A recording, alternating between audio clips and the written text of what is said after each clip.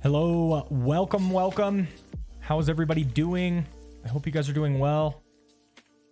Let me go ahead and turn this music down a little bit. Don't want to overwhelm everyone. How you guys doing? Happy Friday. Good to see everyone. Appreciate you guys swinging by the channel. And tonight, I'm going to spend an hour or two trying to finish some sermons. That's the idea. We had almost finished our sermon on Rahab. We have way more content that we can actually use, so we're going to have to narrow it down. And then I was partially done with a sermon on Jericho, so we can maybe make some progress there. So that's the plan. That's the idea for today. Hello, Deep Dive Discipleship. What is up? Good to see you. Thanks for swinging by. Welcome. Cal Magic, hello. Doing well. Enjoyed your portfolio YouTube video. Very well done. Thank you so much, Cal Magic. Thank you. Yes, it's been a busy week getting all of those out. I'm glad you enjoyed it. And yes, look for some more videos coming up. I want to do a video on how to utilize the Thompson chain reference resource. That's one that they dropped here. And not a lot of people know how to use it, right? And you type this in, you get all these resources, but it's like, how on earth can I utilize this in a easy, helpful way? That's the question. So I want to do a video on that coming up soon, because this came, I think, in gold standard, and it's obviously in other base packages as well. And I think a lot of people just are a bit overwhelmed by this resource. So I want to do a video on that as well. So we got more videos coming up, but I appreciate you all very much. And thanks for your encouragement. We've had a busy week. Busy week. Cal Magic, I'm thinking of asking Logos to add the PT/Cal Magic platform to their lineup. I think it would be very beneficial and help their business a lot. Nice. I love it, Cal Magic. Deep Dive says, I'm way more familiar with the print Thompson than its digital counterpart, so I'm looking forward to it. Perfect. And that's my idea, is people have been asking for the Thompson Chain Reference Bible for a long time. They finally got it, but this is not what you are used to, right? This is not the Thompson Chain Reference Bible you know and love, okay? It's in there, but how on earth should you set this thing up? So I got to do a video on that too, because I personally am not as familiar, Deep Dive, with the print Thompson chain. I knew of it, but I never owned one myself. And I'm happy to have it in Logos now, but I want to figure out how to utilize it. So yeah, anyway, we'll do a video on that, Lord willing, and we've got other stuff we're going to be focusing on. But yeah, the week of pumping out as many Logos 10 videos as we can is coming to a close, and I feel good, but I'm also relieved. So that's where we're at. All right, guys, we're going to jump into, let's see, we had a Rahab sermon to finish. And then we can also duplicate this and also start working on the Jericho sermon. And we can just poke around. I mean, we got a lot done. And I've got tomorrow as well. So let me run over to Canvas real quick. You guys can see what we have here. And you can see we got a lot here in Canvas. A little too much, right? Somebody said, Tanner, you have a few too many notes. Yes, indeed. We have a few too many notes. So we're going to be narrowing this up. I feel really good about point number 1 in the introduction. Just got to clean up point 2 and 3. And then we can start digging into some commentaries and things like that on Jericho. So yeah, got a lot of good options.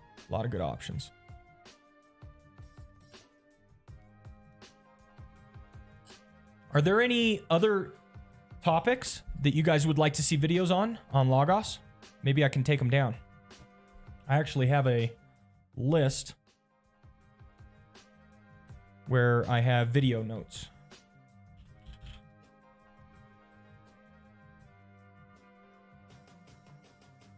These are old video ideas. Here were buying guide video ideas. Let's do a new one.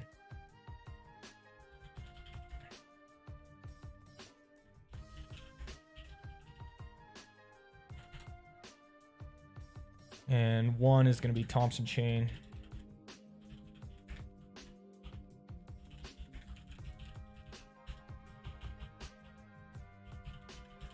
The other one was the Complete Biblical Library.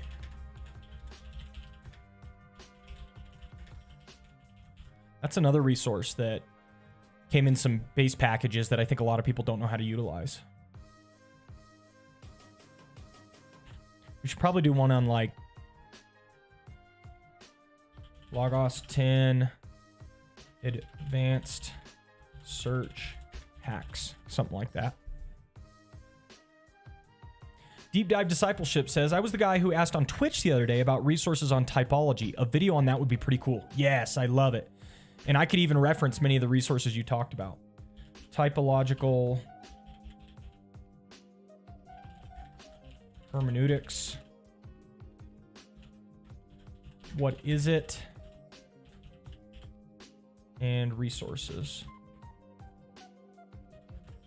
Contrasted with what? Yeah, that's a great topic. That's a great topic. Cal Magic still waiting for Logos to implement tagging in Canvas. I'm sure they'll get to it eventually. They got a lot on their plate. What's up, Rad Dad? Good to see you. Hey there, hope all is well. Couldn't be better. Couldn't be better, Rad Dad. How are you? I hope all is well with you. So, there's some video ideas. We'll get more going.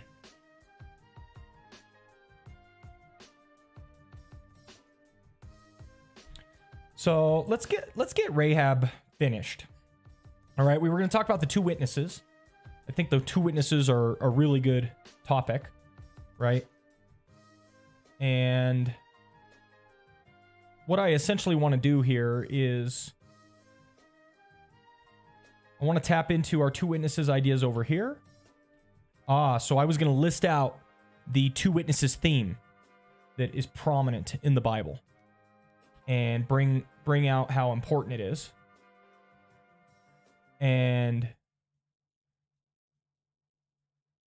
then I want to bring out the theme of the two witnesses have to die. And then I want to talk about the hiding under the flax.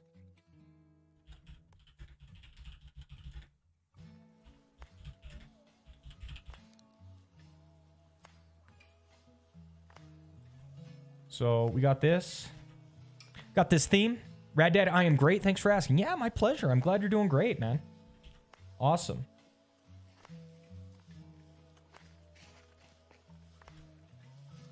Awesome. What have you guys been studying lately? I'm in a covenant theology class right now, so I've been digging into covenant theology. O. Palmer Robinson just finished O. Palmer Robinson's Christ of the Covenants today. Thought it was good. I'm not a covenant theologian, but I'm close. I'm not dispensational either. I think I'm New Covenant theology or progressive covenantalism, which I know a lot of people say is like a halfway house. But while I read O. Palmer Robinson, I found myself disagreeing with him in both directions. There'd be times I disagreed with him in favor of dispensationalism, and then there'd be times I disagreed with him against dispensationalism. So it really made me feel like I'm in a good spot in terms of my own adherence to progressive covenantalism or New Covenant theology. So yeah, really intriguing. Rad Dad, speaking of typology, a pastor friend recommended Michael Morales' book on Exodus called Old and New. And his book is called Who Shall Ascend the Mount of the Lord on Leviticus. Ooh. Michael Morales' Exodus Old and New. Let's check out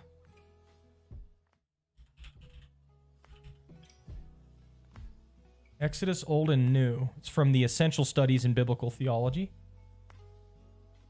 Well, you know what I got to do when I get a recommendation like this, Rad Dad? Boop. Added. His book is called Who Shall Ascend. What up, Edgemark? It's good old Edgemark. Who Shall Ascend from the New Studies in Biblical Theology series. Boop. Boom, both added. Thank you, Rad Dad. Much love. Also, if you're digging into Exodus typology, Rad Dad, I must recommend Echoes of Exodus by Alistair Roberts. This one. There are two titles, Echoes of Exodus, but this one's the one I'm talking about. Echoes of Exodus by Alistair Roberts. Really, really good one on Exodus typology. And he got a lot of his ideas from a guy named David Dobb. Light art is great. Now, David Dobb is not a Christian. In fact, in many ways, he's a critical scholar. But David Dobb has a little book called The Exodus Pattern in the Bible. And David Dobb, I think, is where Alistair Roberts got a lot of his ideas. So kind of interesting. Yeah, typology is receiving a renaissance right now in terms of biblical hermeneutics, and I couldn't be more pleased. I think it's very important. It's nice to see. It's nice to see. Yeah, that's correct, Rad Dad. That's correct.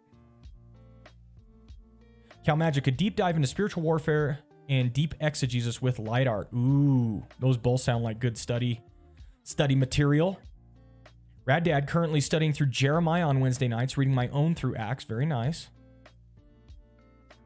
Deep dive discipleship, doing a topical series on the church and then getting back to Genesis with the life of Abraham. I'm a pastor. Very cool. I love to see it. Deep dive discipleship. Do you have like a discipleship program or something that you guys do at your church, or maybe a book that you are heavily invested in terms of discipleship? It's something I'm very interested in our church. Yeah, I love Genesis. That's awesome. One of my favorite books in the Bible. Seriously. Pastor Tanner, amen. We are seeing a love of early church perspective in many churches today. I couldn't be more pleased, Rad Dad. I agree, and it's fantastic. Fantastic. Edgemark, I'm surprised Logos didn't send their hitman for telling people not to upgrade yet. That's funny. I actually did talk to somebody at Logos about that very video because it took off in the algorithm. You guys saw the algorithm loved that video. Well, they told me they thought it was a good video. They said there was some good information in it. A little clickbaity probably, but good information. I love the entire Pentateuch with good reason. Cal Magic with good reason. Deep Dive just started developing a program for our church using Head, Heart, and Hands by Sills. You got to be kidding me, Deep Dive. So we don't use that book, but that's our rubric. We have 5 discipleship areas: head, heart, hands, and then we call it feet, family. What? So there's a book on it that actually leans into discipleship? I'm not kidding. I wasn't aware of this work. I don't have it. Okay, I'm going to have to put a note down. I'm going to put this down right now. As well as the ideas of JT English in deep discipleship. That's super cool. I'm not kidding. We did some strategy sessions at the end of last year on discipleship, and one of the things that came out of it was head, heart, hands as a threefold rubric. Disciple the head, disciple the heart, disciple the hands. That's intriguing.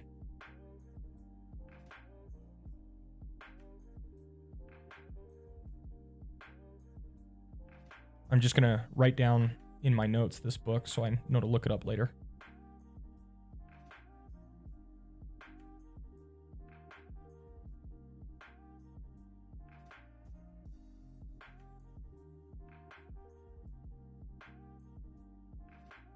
And then JT English, Deep Discipleship.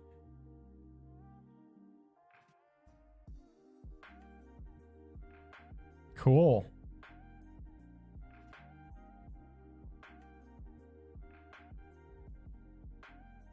Very intriguing. Very intriguing. All right, guys, let's head over to Canvas now. So we're going to talk about the death motif of the 2 witnesses.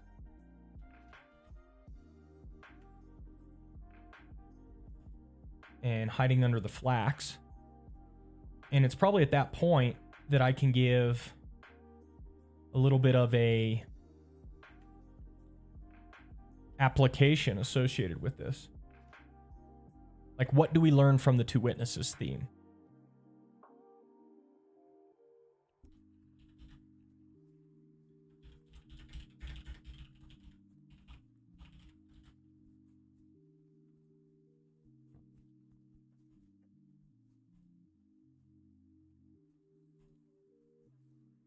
So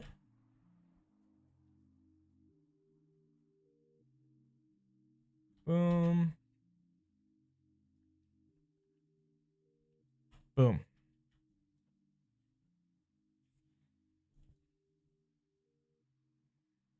And so let's stop and think about it. Let's read about each of the 2 witnesses and ask ourselves what we learned from each one. So God sent Enoch and Noah. Now, Enoch didn't die. He was taken to heaven, and Noah was preserved. So maybe the death theme isn't as striking. 2 angelic messengers sent to Sodom. Same thing. They didn't die. Moses and Aaron sent to Egypt. They did die. And they died without entering the promised land. I wonder if there's like a progression. If there were a progression, I would think the angelic messengers would be first, even before Enoch and Noah as the types. So I don't know if I'm buying it.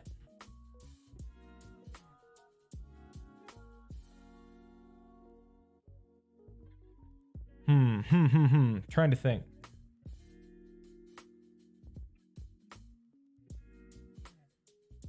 Now, one might say Enoch spiritually died. He didn't die, of course. God took him, but there's a similar motif of being no longer in the flesh, right? So that's an idea that's present.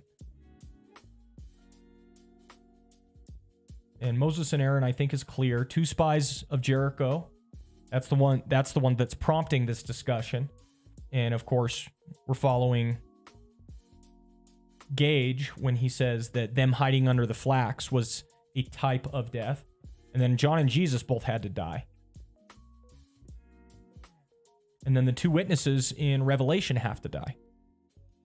So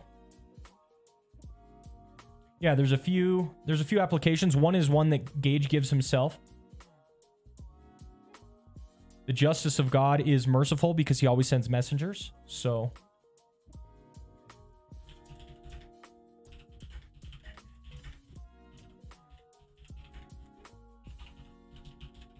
that's a good one. The other idea would be the willingness to die for the sake of witnessing. Praise God, we don't live in a situation where we're often threatened with our lives, but we need to be ready and willing to give our lives for Christ. So that's an important idea, I think. Just from this initial.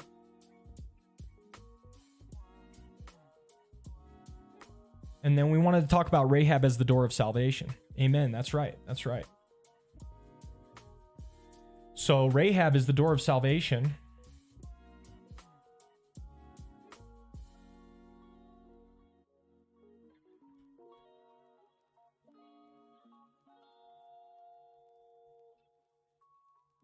Right here. His emblem of saving grace, God appointed a door of safety in the day of judgment. In the days of Noah, God sent a flood to destroy the wicked, but God spared the household of Noah, including Noah and his wife and his 3 sons and their wives.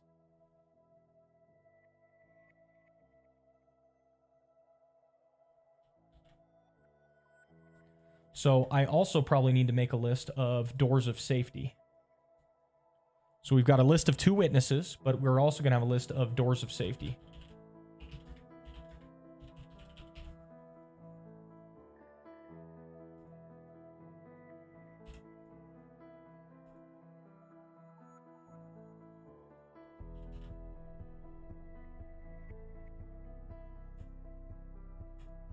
So doors of safety.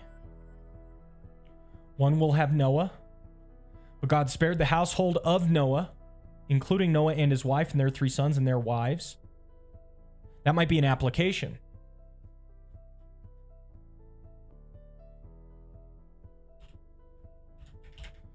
A door of safety saves more than themselves.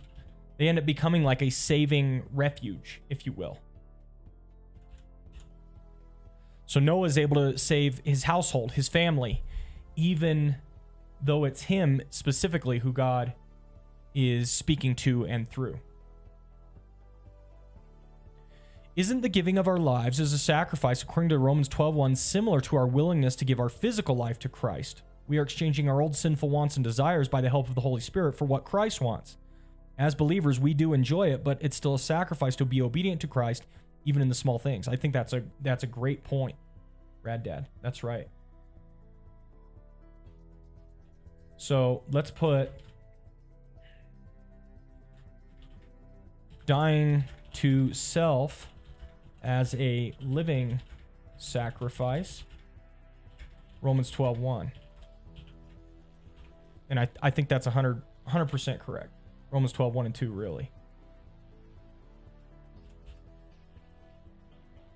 One thing I've said before in a sermon, I think it is very important concept for Christians to grasp, is it's not only that are we willing to die for Christ, it's are we willing to live for Christ, you know? And sometimes living for Christ is harder than dying for Christ.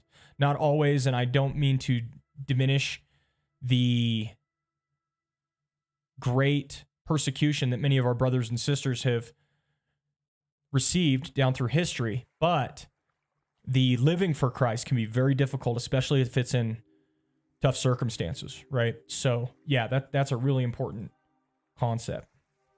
Yeah, good insight, Rad Dad. Thank you. But for Noah's house, God gave deliverance behind the door of safety. Likewise, in the days of Lot, God determined a great judgment against Sodom and the cities of the plain. But Lot's faith set apart his family and the promise of sure deliverance.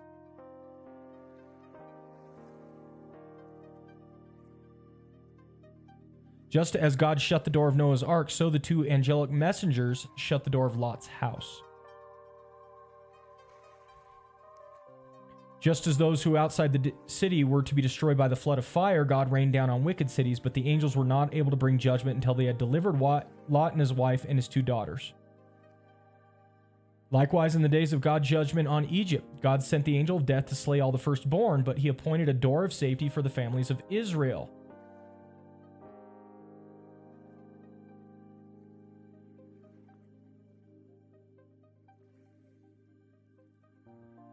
Passover motif, and I talked about Passover last Sunday, so I think that'll play well.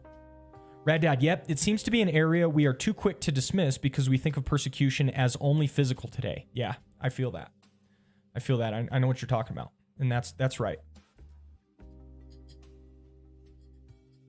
And we ought not to be readily dismissive about that, for sure.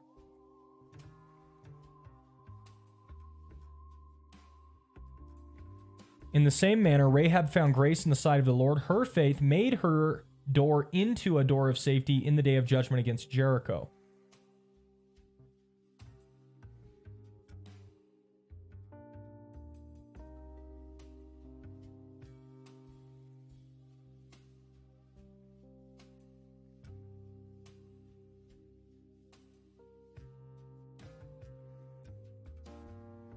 So, and then I like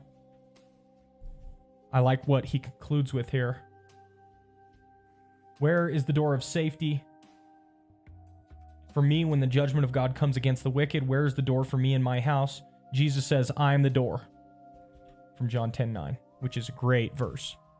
So I think that'll grab people's attention. So again, we got a nice structure. And we'll just put together a list. I won't call it door of salvation. I will call it. Said, oh, come on. The way, come on. And the truth and the life. No one comes to the Father but through me. And he is calling out to you today. Let's go. Theophilus 93 just subscribed. Thank you so much for the sub. Tier 1 sub. Thank you, Theophilus. Oh, precious Theophilus. Thank you. Thank you. Appreciate you very much. God bless you. And yeah. How are you doing today? I hope you're doing well. Thanks for swinging by. Thanks for being a part of the channel. And thanks for subbing. You didn't have to do that, but I appreciate it very much. For those who don't know, that voice was the sound of Steve Lawson. Steve Lawson. I've got to hear him preach multiple times in person. He's a joy to listen to. Yo, it's Jackmer.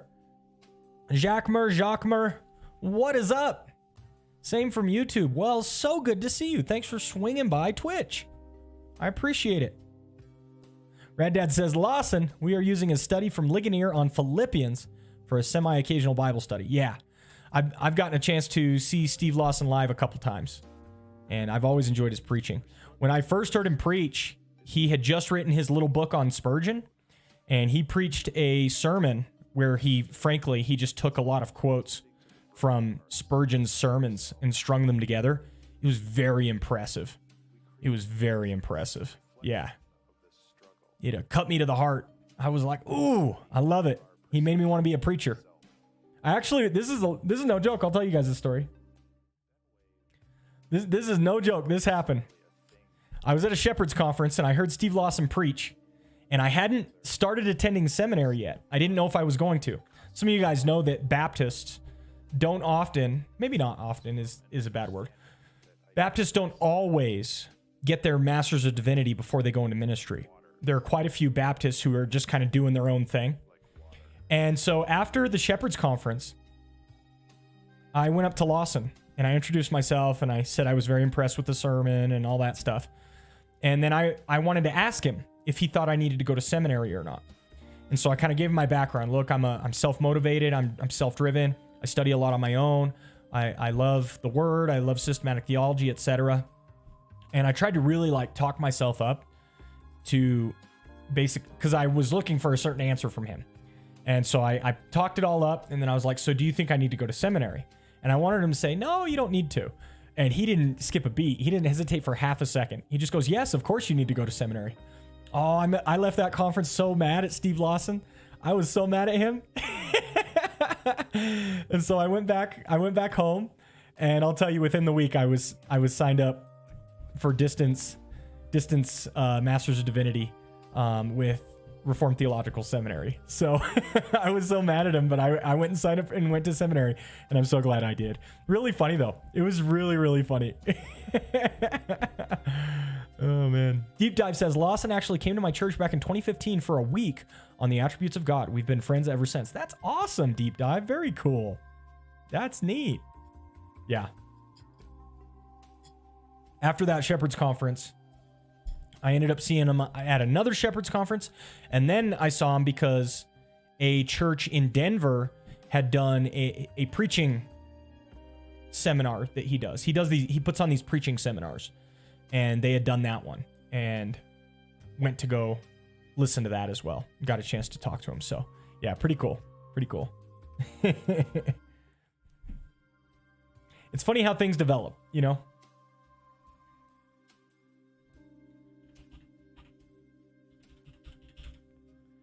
So what can we learn from the door of salvation motif, right? We just got a lot of salvation ideas. Let's see, it was over here.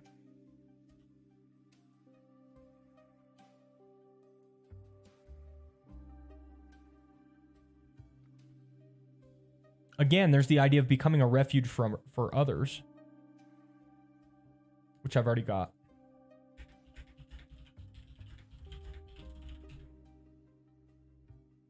And to me, there's also the idea of making sure you're the strongest door possible.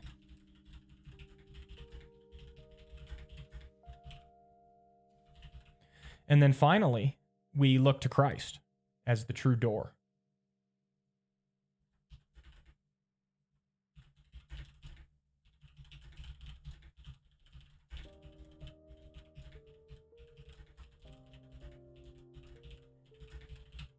So that's some good application. That'll preach, y'all. That'll preach. Yo, Noel, what is up? How you doing? Noel says, brother, do you recommend RTS? I'm also pursuing a seminary for full-time ministry. I really do, Noel. It's taken me forever to do the program. I guess one question I would ask you is, what are you trying to do long-term? Okay. If long-term, you either want to be a pastor, like a lead pastor, or you want to be like a professor, almost all higher education and almost all major churches want the full MDiv. And that's one thing I noticed with the online program, and even out of RTS, you can't get a fully online MDiv. Okay. So what I had to do is I had to sign up. RTS has, they call it a hybrid program, and it's out of RTS Orlando. I want to be a pastor, MDiv, scholar, New Testament. Yeah, so you need the full MDiv, Noel. And here's the thing. The hybrid program is out of RTS Orlando, and I think you have to do 36 credit hours on campus, which usually takes, if you spread them out, it usually takes like two years, I think, 2 or 3 years. And so they'll do these back and forths you have to do. How is Jackson? That the whole program's good. Okay, so it's not just Orlando. I just bring that one up because it depends on your location. If you are actually living near RTS Jackson, then oh man, just go in person and do it at your own pace. But if you have to do it through distance, then you're going to want to get enrolled with the hybrid program out of Orlando. I love RTS. I think they are of the right spirit in our day and age, if that makes sense. They're a little bit more open-minded. And, man, I was talking to Dr. Reed. What did he say? Dr. Reed said something like, we're reformed, but not mean about it, or something like that. And I liked that, right? You're in Mexico. I got you. You're going to want to do the Orlando program then. Okay. So, you know, Jackson, they shared professors and everything like that. They're good professors out of Jackson, but I think Orlando is the only site that offers the hybrid program, which allows you to get an MDiv mostly at a distance. Okay. So I'm a big fan of them, but logistics may make it to where you can't do an MDiv with them. And if that's the case, you're going to have to pursue one of the online MDivs. But I have definitely been well served by the hybrid program that they have. And I'm so glad I did it. And I'm so glad I signed up with RTS. Edgemark. Classic Edgemark. Deep dive discipleship. Definitely need less mean Reformed folks. Reformed Baptist guy here. I'm Reformed Baptist as well. Deep dive. Good to see you, brother. That's correct. And he, you know, Dr. Reed said that to me explicitly. He said, we're Reformed, but we're not mean about it. And I loved that. And that's the other thing is I'm Baptist and they've been cool with me being Baptist. In fact, Dr. Reed did my ordination and I got asked a question about the new covenant and I answered it in a Baptist way. And he was fully supportive of me. He in fact, he got on the mic and he said, just want to let the congregation know they can fail me on this portion of the ordination because I got this one wrong. They just have a good spirit. You know what I mean? I really love RTS. They're amazing. They're amazing. Going to check out the hybrid. Do it. Oof. This person is done. Let's see. Report, remove. Oh, Vectorax from the shadows. From the shadows, crushing it. So you hide and then you delete. Well done, Vectorax from the shadows. Appreciated that. Good to see you, Vector. Rad Dad says, Pastor Tanner, beside the prodding from Lawson, how did you know pursuing more education for ministry was for you? I'm considering it, but I'm also thinking of the MATS since I'm not sure I'm called to pastoral ministry. I will tell you, Rad Dad. Vector says I'm just like Batman. I'll tell you, Rad Dad, I think if you're going to pursue the further education, because I was actually going to get the MATS. And then I started looking into it, and you can't do much with an MATS, right? Not many churches like it. Not many, not many higher authorities like it in terms of the getting a professor role or something like that. So yeah, it's really tough to go any further with the MATS. And what do you, was there something, I can't see it. What happened? Is it Vector? Do I need to do something? I couldn't see it because my OBS is so small. Vector, is it something like we can get in trouble for or something like that? Oh, okay. Cool. Yeah, I couldn't see it, guys. I appreciate it. Vector deleted and got rid of that spam quick, but... Oh, I see. Okay. I just want to make sure I wasn't getting us in trouble with anything. Sorry about that, guys. This is what can happen on live stream. So I would say go whole hog, Rad Dad, and get the MDiv if you're going to go for it. I always knew, the reason I even asked Lawson the question to begin with is I always knew I loved studying the Bible. And that's really what it came down to, Rad Dad. It's not that I wanted to use anything with it. It's called the Restream. It's the Restream app, and it's just linked to my account. I'm restreaming through Restream, and then the app itself is the Restream's chat app, whatever that is.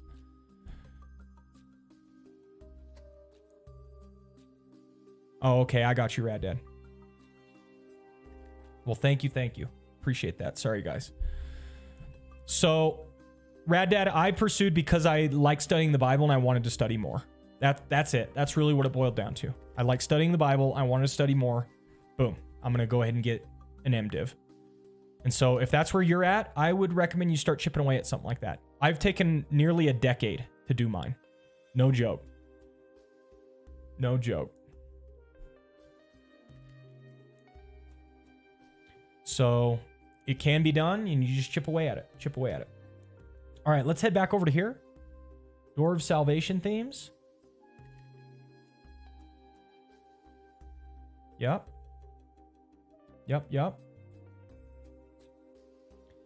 Hello, Claus. Good to see you. Welcome. Yes. Good evening. Hello. Hello, Down East. Down East, I want to study more, just can't afford to go to school to become a pastor. Understand, Down East. Understand. Yeah, and that's always good, Rad Dad, to ask those. For sure. Cool. So we got our Two Witnesses theme. We've got our Doors of Safety theme with the Door of Salvation with lots of application.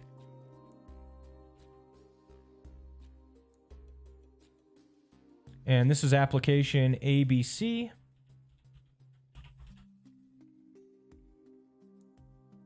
And then this one's going to be application DEF.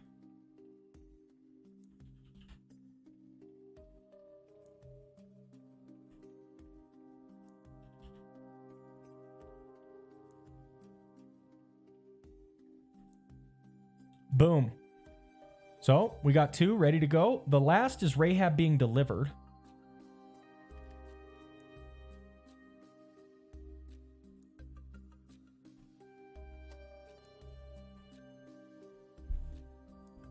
And Rahab being delivered, we kind of had two sections here. We did have Mark 6:7. So let me check Mark 6:7, see what it is.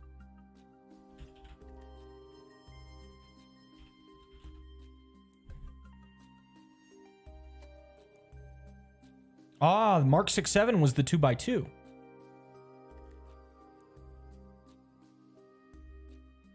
I'm going to put that down with the two spies. I think it's intriguing.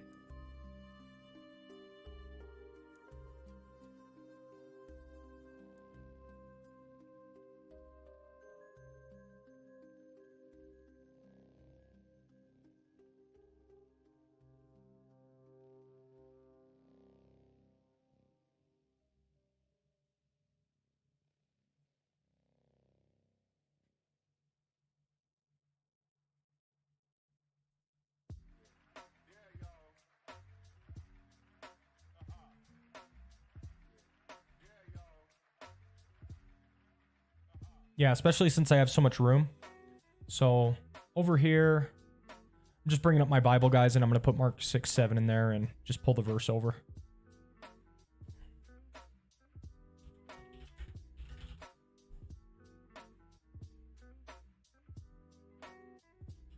Boom. Got him. Right there. So...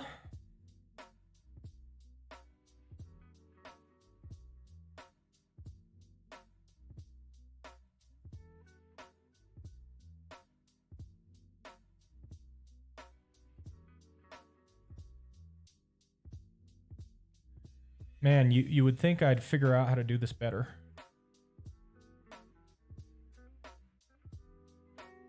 But nope. Still working on it. Okay. Now I think this will fit. There's a trick if you drag and drop. Let me show you. Wherever you grab this, if you drag and drop it directly on the arrow, it'll split the arrow in half and give you 2 arrows. It's not a... If you don't use Canvas very often, you probably don't know that. I use it all the time, and so I use that feature all the time. So look, I'll grab it, drag, and then I'll put it right in the middle here. Boop, drag and drop, done.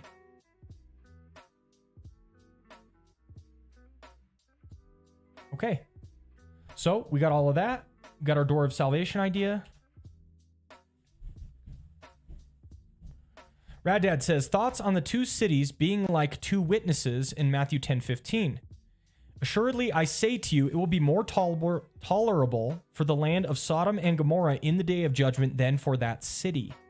That's interesting, because Sodom and Gomorrah almost serve like 2 witnesses, right? Wow. I think you're onto something, Rad Dad, because that's how Jesus is using it. He's essentially saying, you know, that these 2 cities serve as 2 witnesses. I'm gonna put that down too, just off to the side. It's a fun aside. Matthew 10:15.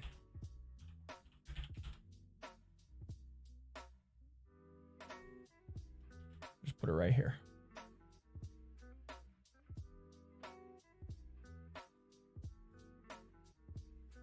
That's kind of what I was thinking, but wasn't sure. I think you're onto something for sure. Yeah.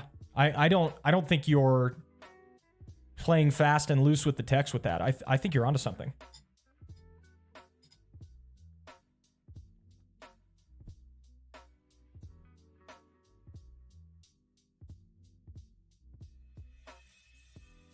Alrighty. Now, I think we're good here. Let's look at this other one. Oh, this was the outside the camp idea. Rahab gets taken outside the camp and she's saved. Jesus gets taken outside the camp and he's killed. Hebrews 13:13 says, therefore let us go to him outside the camp and bear the reproach he endured. It's kind of a intriguing concept, this outside the camp idea. And that's part of the deliverance.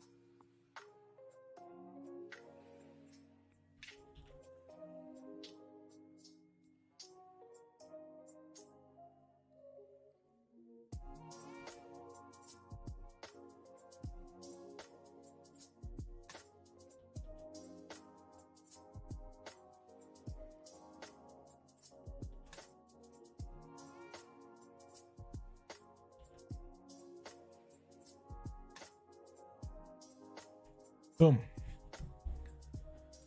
All right, let's see. Rahab's faith, by which she saved the spies of Joshua, is commended highly in the New Testament. The author of Hebrews honors her faith rather than that of Joshua, whom we would have expected to be listed after Moses. James celebrates Rahab by juxtaposing her faith to that of no one less than Abraham himself. Rahab's faith demonstrated its authenticity in saving the spies, whom she received in peace and delivered by another way. Rahab speaks of the covenant Lord, and she appeals to his covenant faithfulness. She understands that the Lord opened the sea for Israel in the Exodus from Egypt, and she knows that the Lord gives Israel victory over the 2 Transjordanian kings. She recognizes that the inhabitants of Canaan are under the condemnation of death, a decree that would condemn her father, mother, brothers, sisters, and all who belong to them. She acknowledges that the Lord is your God. He is God in heaven above and earth below. She confesses the Lord God of Israel with her mouth and justifies her faith by the good work of showing covenant kindness to Joshua's spies. So there's a key idea here, and that's she confesses and acts, right? There's a confess and action pattern here.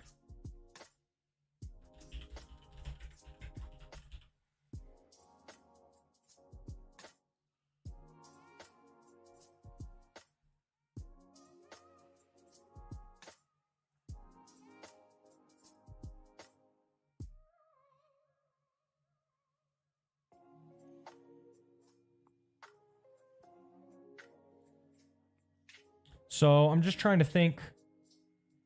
Joshua 2, 11 to 13. Let's just come over here real quick.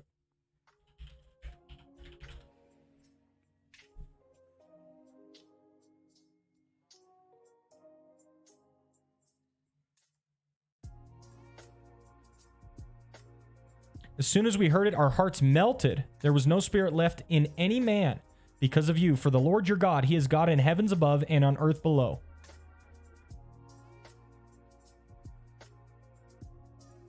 So I can just do verse 11.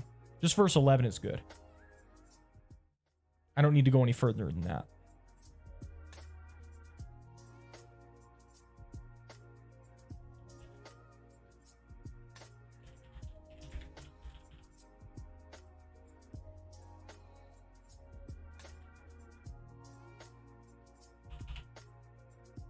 So that's where I can talk about confessing. Joshua 2:11.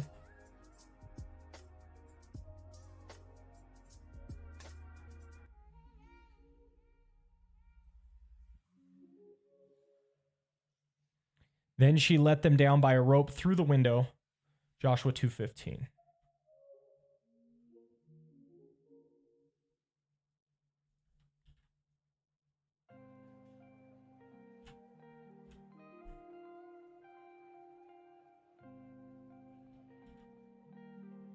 Perfect. Perfect.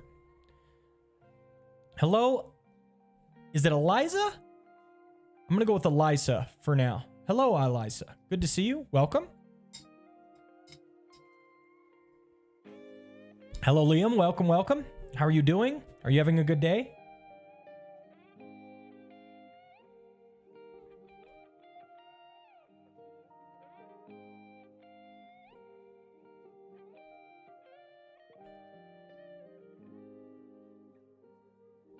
And I'm reminded of a verse where Jesus said, if somebody gives you a cup of water in my name, they will not lose their reward.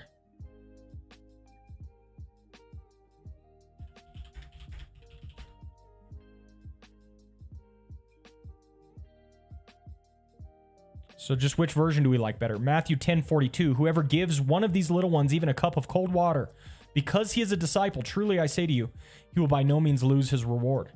Or Mark 9:41, for truly I say to you, whoever gives you a cup of water to drink because you belong to Christ will by no means lose your reward. Or his reward, excuse me. Both of them are good. Hello from Seattle. Well, good to see you, Eliza. Welcome. How is Seattle right now? You guys doing well? I don't know that I've been in Seattle in the fall. We're getting a lot of leaves dropping and the temperatures are getting pretty cold at night. Here in Colorado, in the Rockies.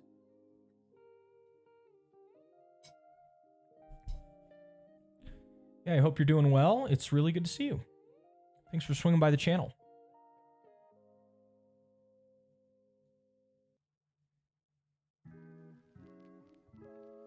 I'm going to go with the Mark passage because it says, because you belong to Christ.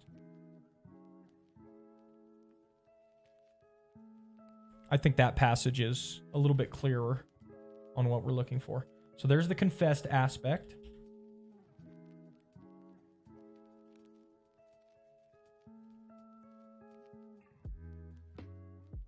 But then we also have the act aspect. So I actually probably can do an application here. Vector says, I've never been to Boston in the fall. I give it a 13.82% chance you get that reference. And the 87% wins out, Vector. Because correct. I have no clue what that's from. Little Smoke, Wildfire. Ooh, yeah. We get wildfires up here sometimes too. The smokiness can be rough. Especially on the lungs. Sometimes if it gets real bad, it feels like you can't even go outside. You just start coughing like crazy. Well, I'm sorry to hear that. I hope it clears up soon.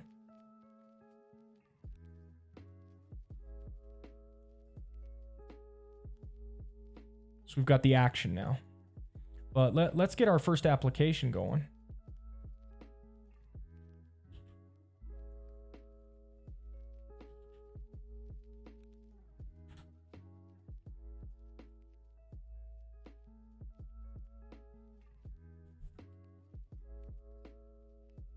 Best song, says Claus. I'm guessing Claus recognizes your song, Vector.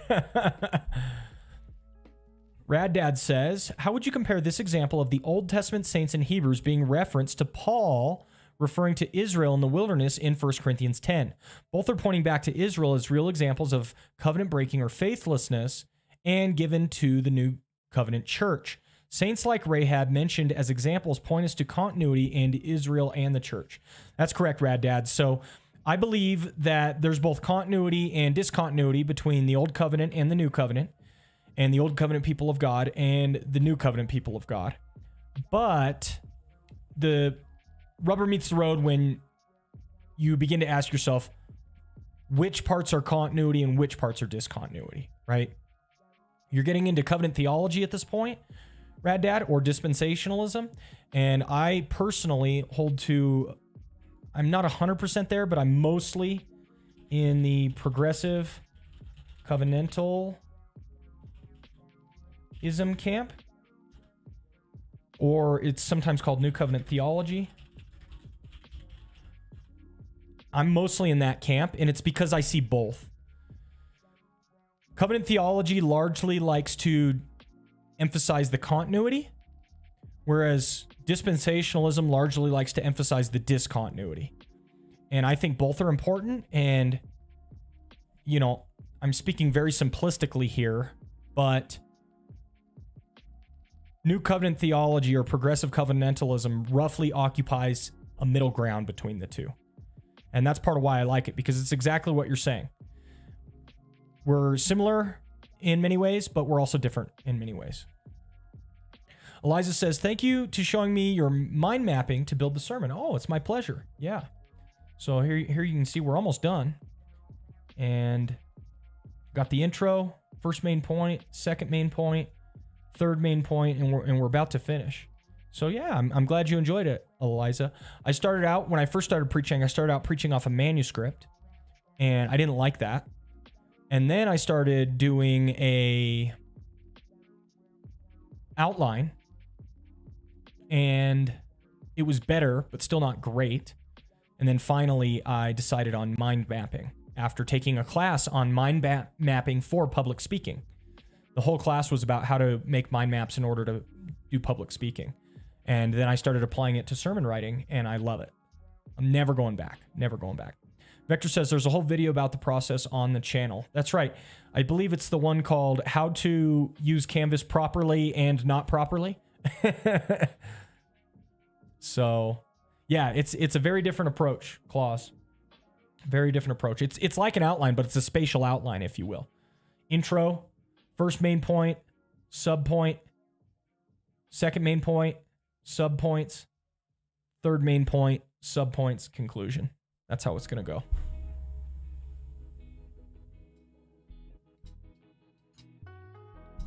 Rad Dad says, right, yeah, sorry, not meaning to steer it in that direction. Just curious, since you are preaching on Rahab, since you definitely seem to take this more than just a good example or basic story, I think. Rahab is a real tangible saint, and she's one to be emulated in many ways. Agreed. But when you get into fuzzy morality issues, that's part of where I think the typology is most helpful. So I like the typology, but to me, it's a both and. Okay, so Rahab is a real literal saint, real tangible figure who existed in history. But to put it in light arts language, God writes history not only with words, but also with things. Let me show you the quote. I really like this quote from him.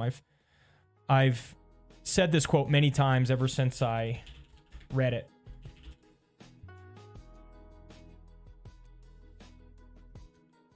This is a book called Ancient Faith for the Church's Future, and this is chapter 5. It was a contribution from Peter Leithart on it, and he says, God writes history with things and not merely with words, and thus employed the actual boy David to foreshadow his greater son Jesus.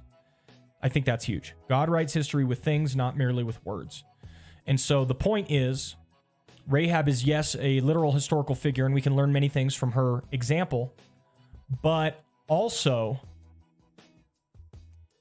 he was utilizing her example as a type and shadow, a picture of a spiritual reality that is deeper than just the merely physical or literal things she does. Yes, example and points to Christ. That's right. That's right. Claus says, I need to learn how to do something like that when making my short encouragement videos. I always just talk where the Holy Spirit leads me, but I want to start making small sermons so I can use scripture better and back up what I speak. Yeah, and I will say this is much more a art than it is a science, Claus. So you do have to kind of, especially when you put it in mind map form, you're kind of feeling it out, what feels right as you put it down. And then it takes lots and lots of practice. And then as you do a lot of practice, then you'll get more and more comfortable with doing certain things off the cuff, etc. Part of the reason I like a mind map so much is it gives me greater freedom in the pulpit, and I don't lose my place very easily. So I might get to a spot like down here, and I might start stepping away from the pulpit and preaching for 5 minutes. And then I can come back and I can remember in my head where I was at. I don't have to search for my place in the outline. I can immediately just go right down to here and keep moving. So that's part of why I like it so much. So I would encourage you, Claus, to continue leaning into, like you said, where the Spirit is leading. But giving yourself a rough structure can help you to stay more clear while the Spirit leads, if that makes sense. So just a rough structure is good. It doesn't have to be super rigid, you know. So we've got our confess aspect. And now we've got our act aspect. So the confession aspect, and let's move these up.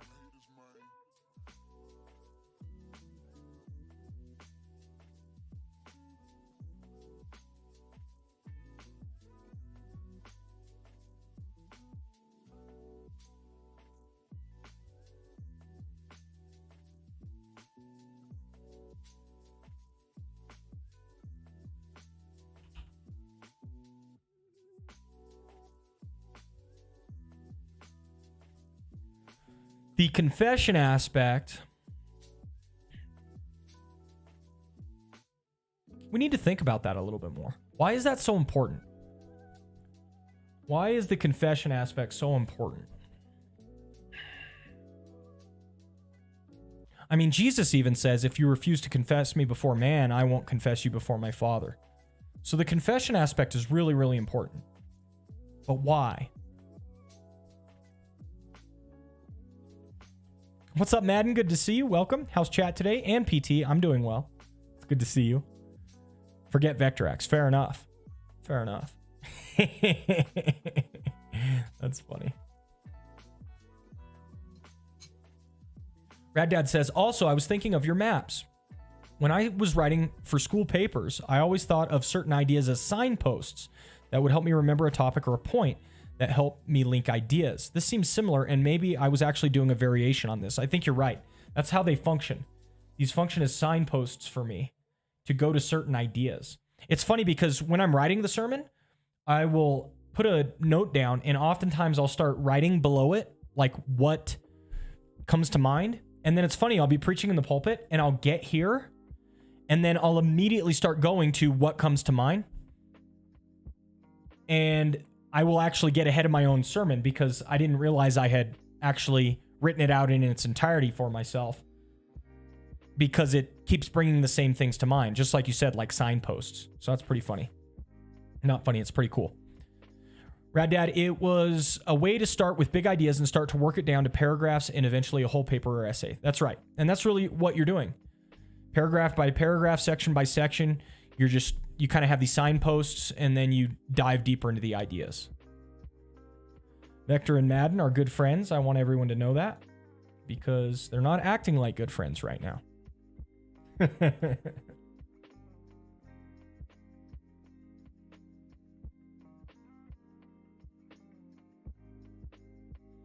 Thinking of the verse, confess with your mouth and believe in your heart that God raised him from the dead, then you will be saved.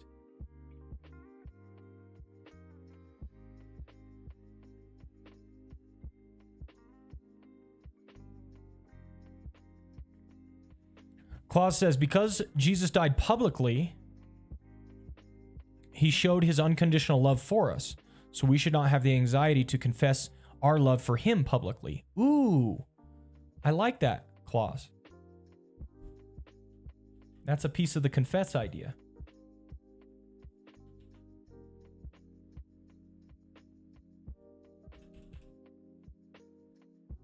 Yeah, that's nice.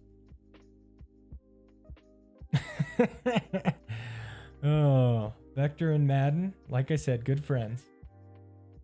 They're just good friends, everyone. No need to be alarmed.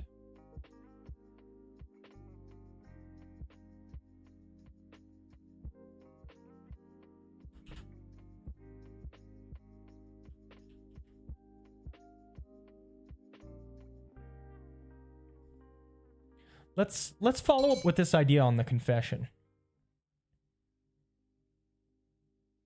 Ooh, that's a good one. Yeah, Matthew 10:32. Let's grab that one for sure.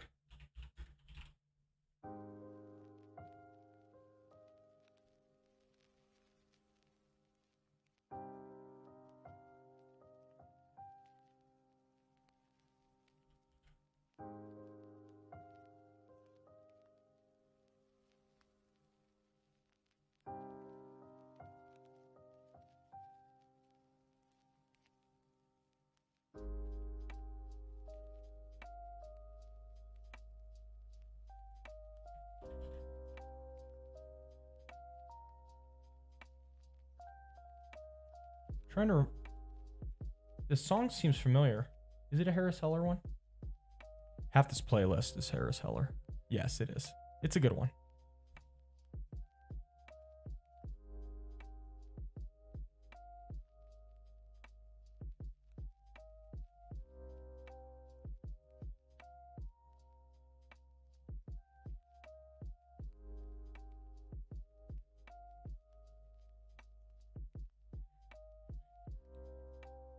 Madden Vex kind of spicy today, all in good fun. I agree. I noticed the spiciness.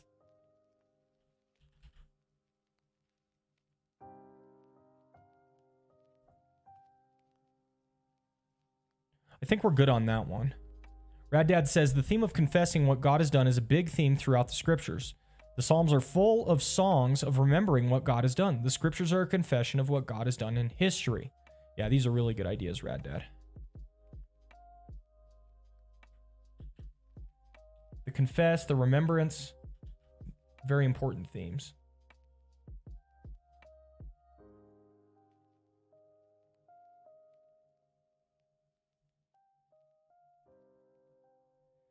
Just trying to figure out the best way to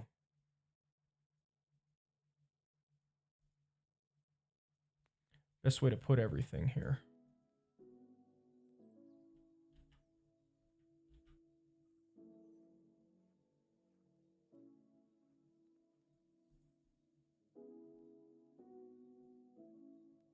Still need to think about it.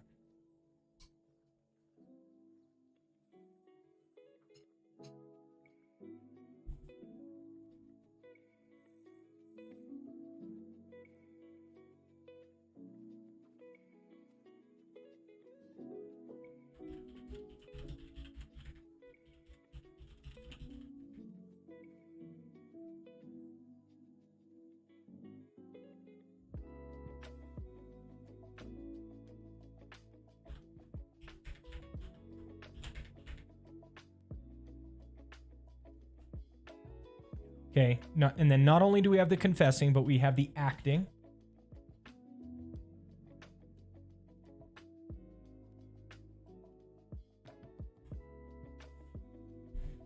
Rad Dad, in practical application, this is what we should be telling ourselves when we sin. We confess that sin and repent of it. Remember that God has forgiven us in Christ and confess that his promise is true and we believe it. That leads into my last idea. I wasn't there completely in my head yet, but you just stated it perfectly, Rad Dad. Because I not only have the confess and act pattern, but ultimately, you see a similar thing to that with Rahab as she gets saved and as it exits the city.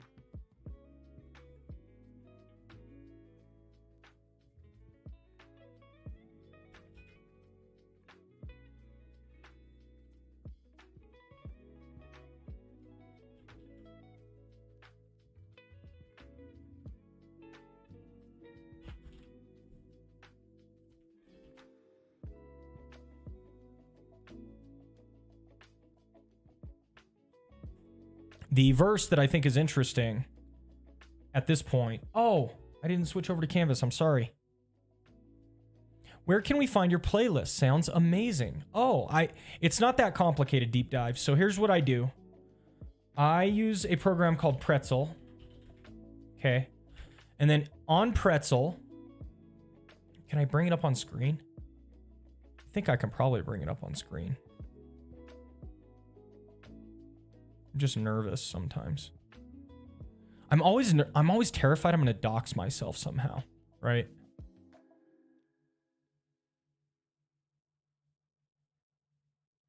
Yeah. I think I can show it. So, here we go, Logos. Then let me bring it down. This is Pretzel. Oof. There we go. Here's Pretzel. And here's all I do. I have a Pretzel account. I think I had to pay for it. Okay. And I just click the chill button. I've tried to sell your information on the dark web. It's not worth much. Thanks, Vector. So they have all these stations on Pretzel, and I click the chill button, but then I click two toggles.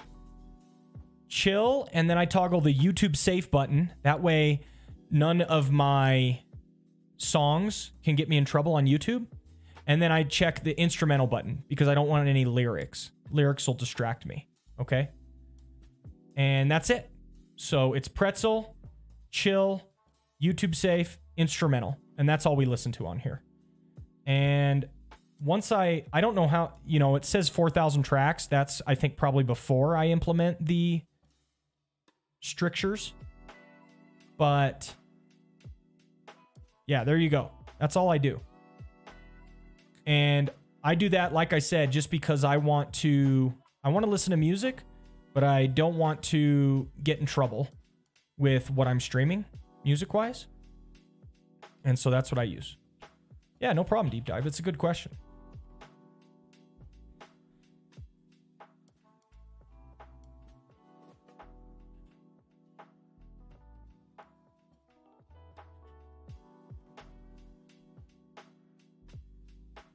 So confess, act outside the camp is the final motif. And that's it. Let's go back here. Sorry.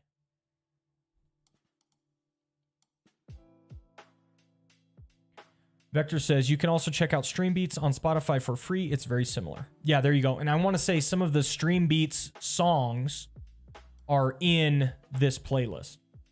I think that's part of what makes them YouTube safe.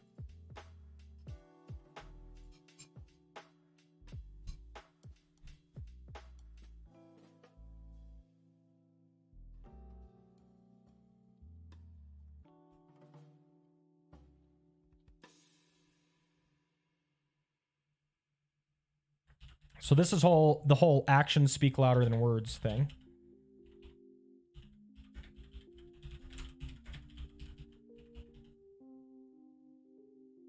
And then we also have James 2. Oh, and that's a perfect verse because Rahab is commended in James for her actions. James 2, 24 to 26. So I can put it right down.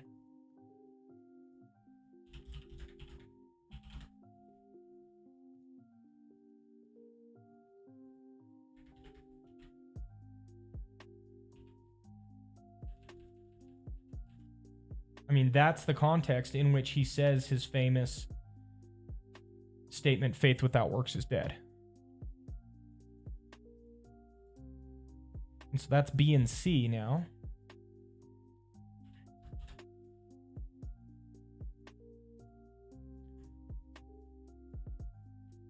And it's these two ideas, the confess and act,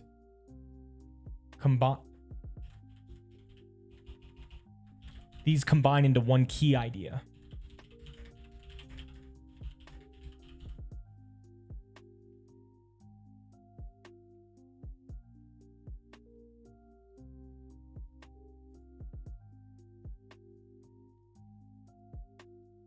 And that's the outside the camp motif.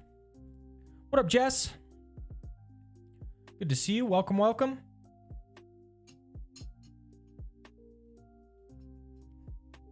Way to go, Mod Champ. Not wrong.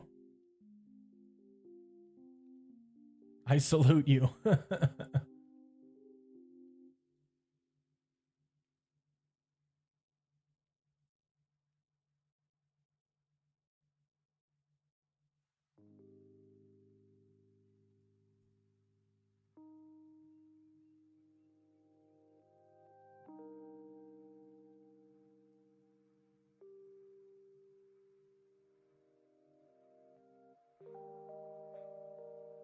Just trying to find the best quote here. Rahab is the climax of the heroes of faith listed in Hebrews, a list that apart from Sarah is almost exclusively male.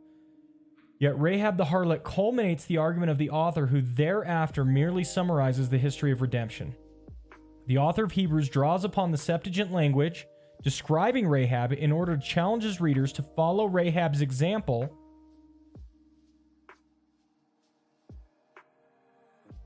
and flee the city of destruction to pursue the heavenly city.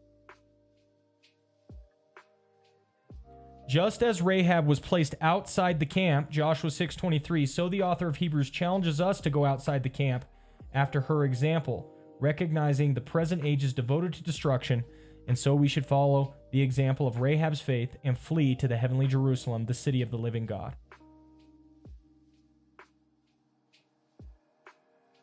I think that's it right there.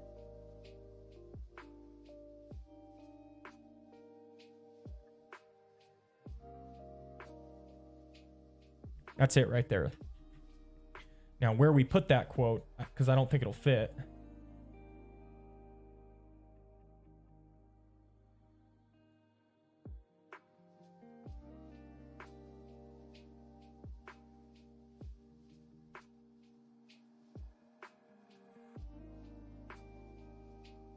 Got to go down here somewhere.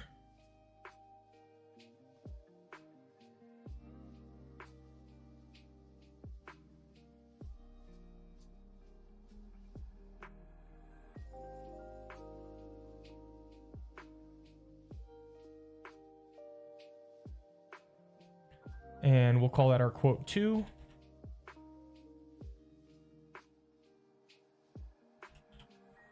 Do I have my quote 1 locked in? I don't.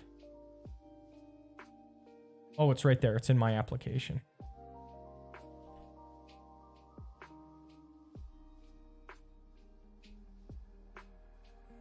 And I need to read Joshua 6:23 at this point.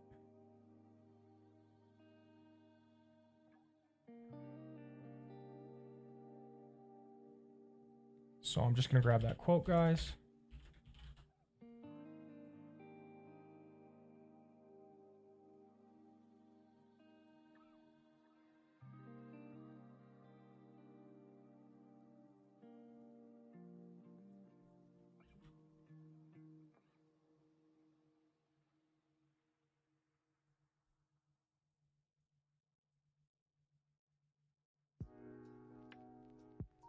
We're basically there.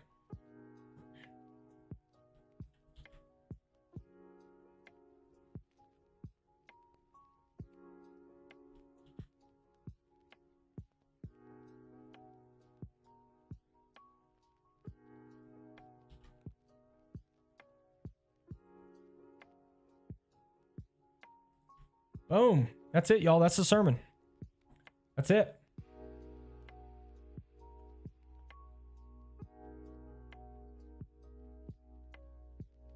That's it. That's the sermon right there. It's done. Cool. So all I have to do is start putting our slides together. And yeah, we'll be good to go. Put the slides together and it'll be sweet. Yeah. Claus with the Pastor Tanner jam. Love to see it.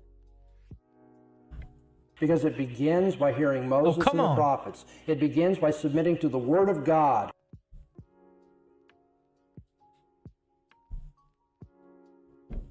Yo, we got a big, strong raid from Sir Jaziel. Thank you so much. What is up, everybody? Jaziel and fam, welcome, welcome. 6 raiders. Appreciate you all very much. Thanks for swinging by the channel. We just finished our sermon on Rahab, and I'm going to get started on our sermon on Jericho. So just finished the sermon on Rahab. I'll be preaching that this upcoming Sunday, Lord willing. And then we'll be doing our sermon on Jericho next. So that's where we're currently at. Pretty sweet. Yeah. It's the Reformed Wheaties. What is up? Love to see it, Yoshi. Good to see you. Jaziel says, awesome. I did not sleep at all last night and I need to hop off early. Yeah, I would say so. That sounds like a hop off early situation to me. Jaziel, get yourself some rest. Oof. Get yourself some rest. Good luck. Good luck, sir. And thank you so much for the raid. I appreciate it. Have a good evening, okay? Okay, we're done with the sermon, guys. Let's head back over to Logos. And I'm going to get another canvas going. And Hebrews 11:30 on Jericho. So new canvas document. It's over here. You can't see it. Not a big deal. Just writing Jericho down.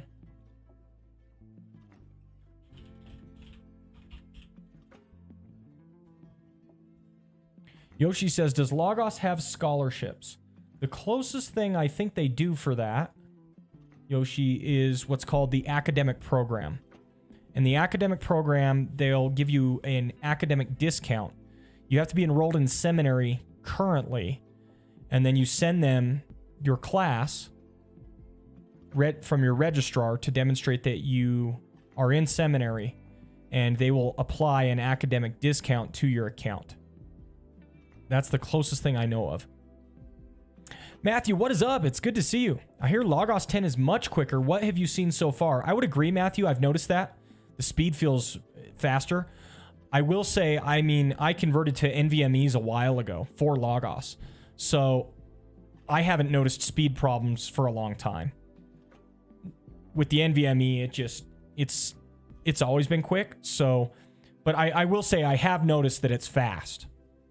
Like I type in a search and it seems to return results almost immediately. It's a snappy program, right? Things open quickly. It's easy to navigate. And so I am absolutely in agreement with others who are saying it's fast, but there was never I won't say never. In recent history, speed hasn't been a problem for me, so I haven't noticed it as much. Vector, that's enough out of you.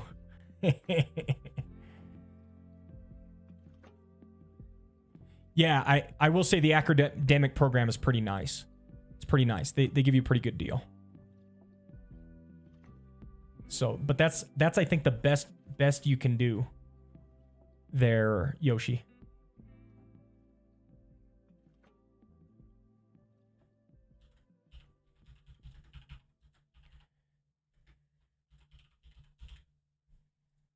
All right, guys, jumping into Jericho. That's how you originally purchased it? Nice, Jaziel. That's a good move. It's a good move.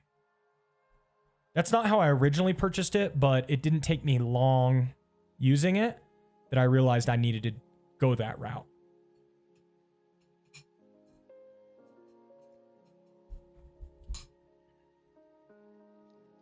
So much of the money I've spent in Logos has been through the academic program. Jaziel says, however, the church I teach at now provides it for us. Wow, that's impressive. Is it like a subscription? They give you one of the subscription accounts? Or they'll like dedicate a certain amount of money for it? I'd be curious the details on that, Jaziel. That's interesting.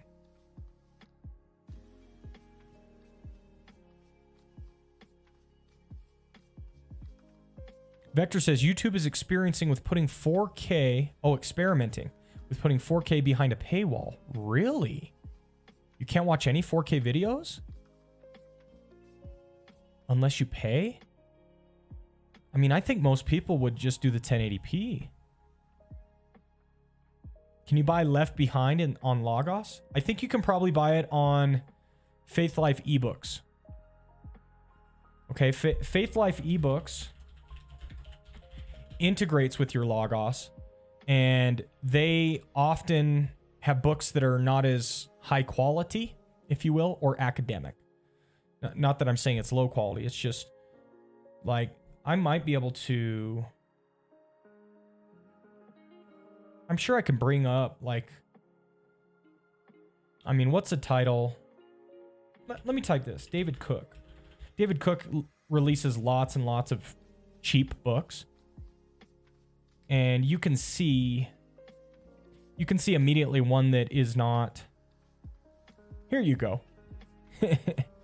Glamorous Illusions, a novel. This is a Faith Life ebook that's in my account, right? I'm sure I got it for free. I'll never read it. But there you go. You can see the covers are there, and then nothing is tagged, right? So, Vector, shots fired at Left Behind. And so if you get any of these books that are out of Faith Life ebooks, that's how they integrate. I wonder if this one is. Yep. So you can see all these ones that have like a colored cover on them. They're an ebook. There are a ton of Shakespeare plays for free right now. Interesting. How about Frank Peretti books? Perhaps, Jaziel. But here's what I'm saying, Yoshi. If you were able to get the Left Behind series, it would be in these Faith Life ebook formats. And they're not as heavily tagged. They're a little, they're just a little more ebook-esque, right? But they're integrated, which is nice.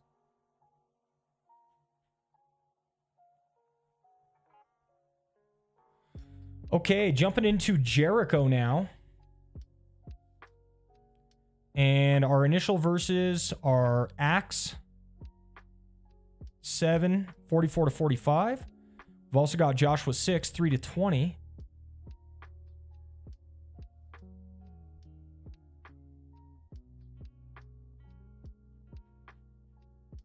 And we've already got some main points that we want to navigate to. I will send you some John Owen instead. Nice, Jaziel. Jaziel's looking out, Yoshi. Jaziel's just looking out. So let's go back over to Canvas.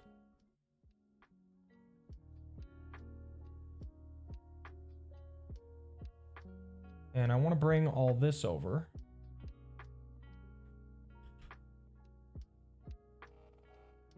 And we'll put it in our Jericho document. So I already have those available as needed. And we kind of already had our main points. So let's just grab some of these.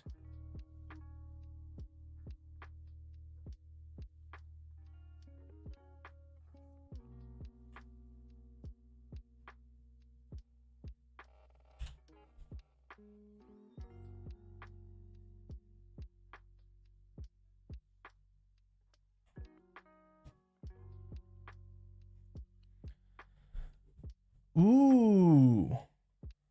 Vector, free books on Logos. There you go, guys. There you go. There's some free books right there. Yoshi says, sneaking in Left Behind quote, wise as a serpent, innocent as doves. I love it, Yoshi. And that's exactly what that accomplishes for you. No doubt.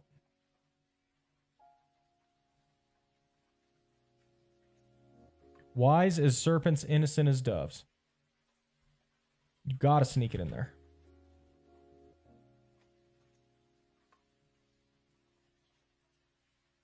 So in Rahab, I talk about Rahab and Tamar. And so if I'm going to follow the same structure in the following week, then all I have to do is talk about Jericho and Babylon. So 1, Jericho and Babylon.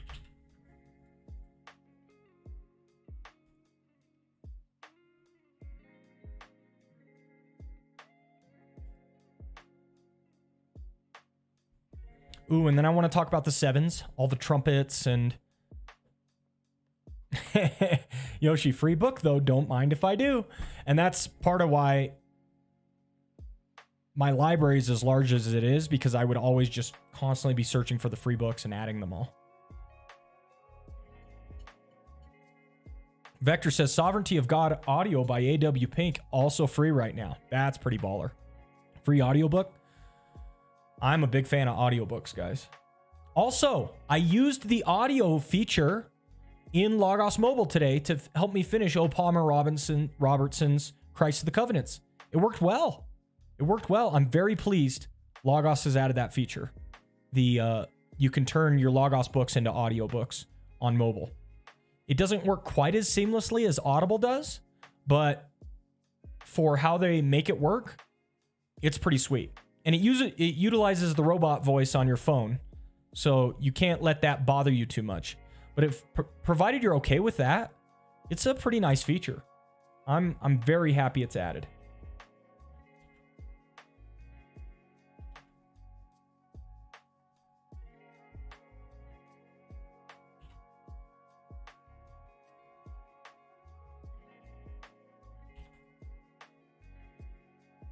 So we've got the Jericho and Babylon.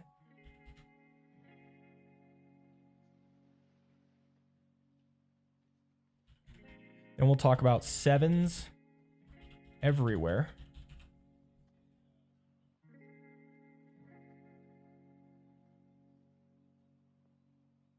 And then we'll conclude with the betrothal. And if I want,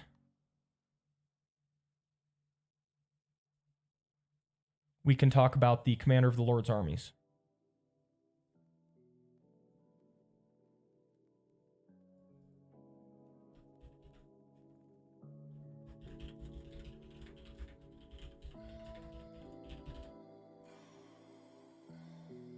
Somewhere in here. Yoshi, we need to get a Pastor Tanner robot reader on Logos. It would be epic. Nice. I actually have a question, guys. You guys have spent a long time listening to me. If I narrated my own audiobook, would you turn it off and say I can't listen to this, or would you happily listen to? Because I purchase books on Audible quite a bit, and you have Audible books that are narrated by the author, and then you have Audible books that are narrated by a professional narrator. And I don't know how many times I've read this in the comments. Author narrated their own book. They should never do that. Unlistenable. Something like that. What's up, Amaras? Good to see you. Welcome. Welcome, welcome. Vector says, gas him up, boys. Come on. Come on. Vector, I tried the ISBN scanner on some romance novels. No go. I'm surprised that didn't work. Oh, that's funny. Claus says, happily listen. ACX. What's ACX? I narrated one book from there. Really? That's pretty cool. Cal Magic, I'd listen to it at 2 times, right? I don't talk fast enough for you, Cal Magic, so you'd listen, but not at 2 times. Vector says, I'm just kidding. I don't own the ISBN scanner. I thought that was a pretty cool tool because I showed you guys in the video how I added my print library books, and it was just by typing it into the search bar and searching for it, but I didn't scan it. That's pretty sweet. 3.7x or you aren't saved. They are connected through Audible and Amazon. Oh, see, I wasn't familiar with that, Claus.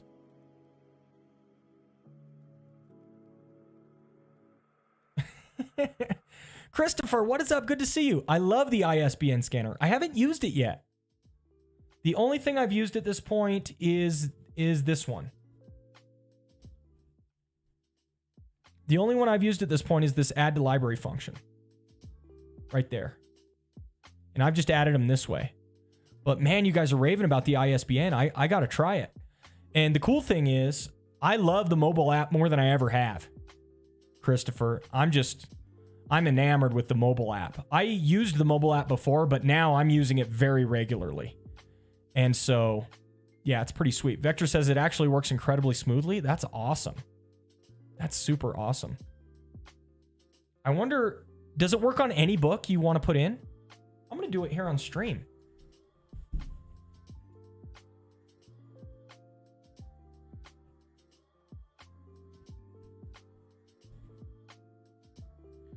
Okay, everyone's bragging on it. I'm gonna figure out how to do it. I'm gonna do it right now. Let's see here.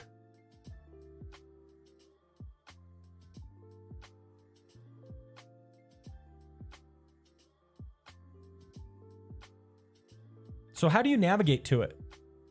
Yes, I've been using it more. That's awesome.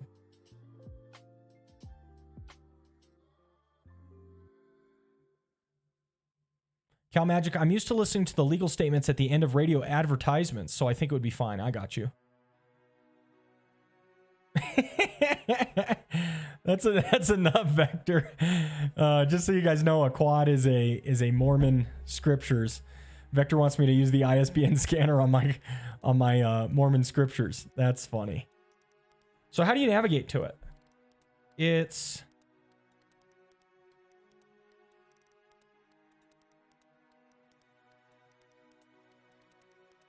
oh, I found it. Print library ISBN scanner. Hamburger bottom right. Yep, I got it. Logos Bible would like to access your camera. Okay, got it. Now let's try. It says scanning. Let's try my typology book. Okay, we've got Typology by James Hamilton.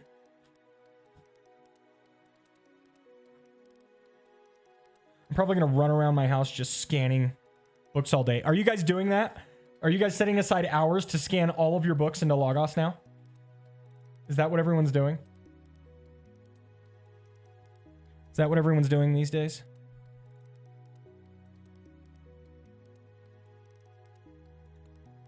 Added, typology, understanding the Bible's promise-shaped patterns, how the Old Testament expectations are fulfilled in Christ to your print library. Okay, that is amazing. That's really cool. We got to do another one. This is the Big Idea Companion. Boop. For preaching and teaching. It's for developing and writing sermons.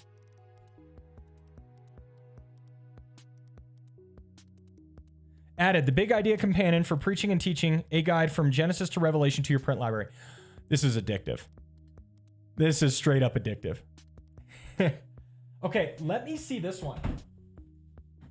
I doubt they have this one, which is what makes me curious. Okay, this is the collected works of David Dobb. This is volume 1 on Talmudic law. Okay. By Callum Carmichael. Let me scan this and see what it does.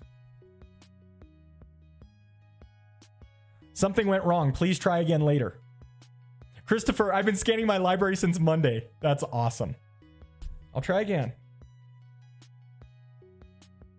So, yeah, something went wrong. Please try again later. Rip. So let me try. I'll try one more volume of these. We've reached the limit. It's still pretty nice, though. So this is the same collection, but it's volume 2. And it's on New Testament Judaism. Scanning. No exact matches for... And then it says New Testament Judaism, Collected Works of David Dobb, Volume 2, Studies in Comparative Legal History. So it knows it. The ISBN, it knows what it is, but it says there are no exact matches, which essentially tells you, we don't carry this book. And so if they don't carry the book, they're not going to put it in your library. Theophilus, I have the Big Idea Companion in Spanish. I use it for my devotional readings. It's an excellent resource. I agree, Theophilus. So good, especially too if you're just trying to get the nuts and bolts of the passage for preaching or teaching. That's awesome. So Yoshi says, does it actually add it? What stops you from going to the library and scanning everything? So here's what it does for you, Yoshi. It doesn't actually give you the book, but instead it adds the book into the print you have two types of books now in Logos. You have your digital resources as per usual, but also now you have a print library, okay? And so if I type in Big Idea Companion,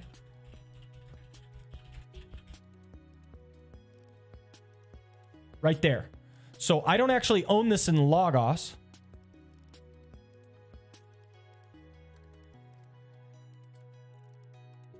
So you can see this. Look, you don't have the license to view this resource, but here's a preview. Okay. So I don't actually own it in Logos, but it gives you a preview. Okay. And here's the real benefit is if I'm searching. So like I just saw down here, this author, Buzzall. Let's see.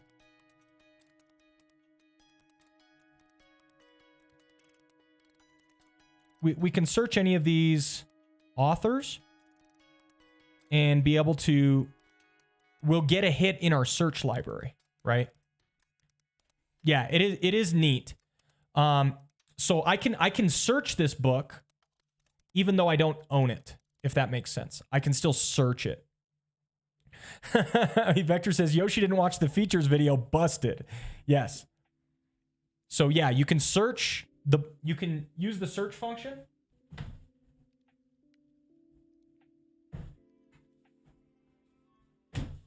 You can use the search function and then it will tell you, oh, you have a hit in your print library. Go look at XYZ book, page number, whatever. And then you can pull your print book off the shelf and do just that. I want to try another one. Surely they don't have this one either. So this feature is fun. Yoshi, we love you. And Vector's just mean. Okay. So this is Psychological Science, edited by Gazaniga. And I actually reference these books for sermon preparation. That's why I have them. Whenever I'm getting into things like people who are struggling with different, different pathologies, maybe different feelings or different fears and things like that, I try to reference cognitive or psychological science. Let's see. Yep. No matches for Psychological Science 5th edition. So there you go. So you can't put new books into the program that they don't have. But if they have the book digitized, you can get it as a search. That's pretty cool. That's pretty cool. And look how quickly you saw me scan it right here and then boom, it threw it right there. That's baller.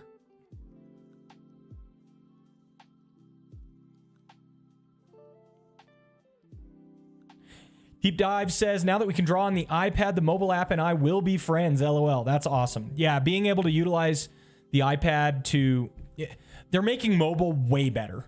And that's a welcome addition because our world is getting more cloud-based and integrated. And so, happy to see it. Happy to see it.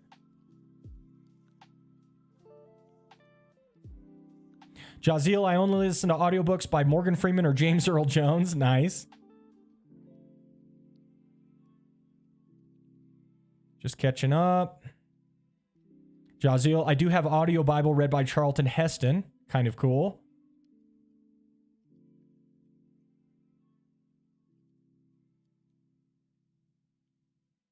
Cal Magic got 3 out of 5 added. It recognized the other 2, but said they weren't available. Yep, there you go. Cool. Vector, I have the ESV Study Bible, but it had a dust jacket. Posh, I know, it's no 4K. The barcode is on the dust jacket. I can't scan it. Oh, no. That's brutal. What about like old print books that don't just, they don't have a ISBN printed right there?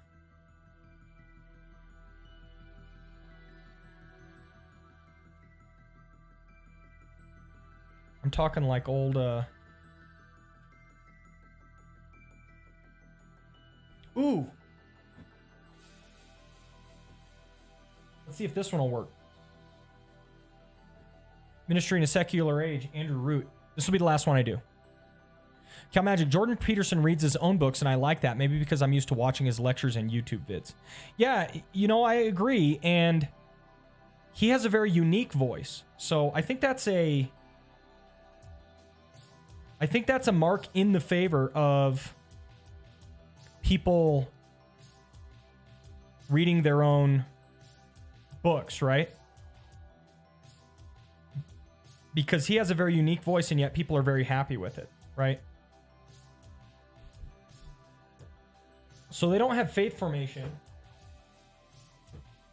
in a secular age, but they do have the pastor in a secular age and the congregation in the secular age. Okay.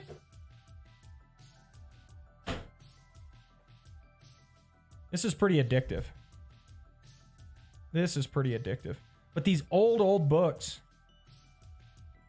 they don't often have an... Maybe often's the wrong word. They don't always have an ISBE. I mean, they do, but it's not like in a barcode format like that.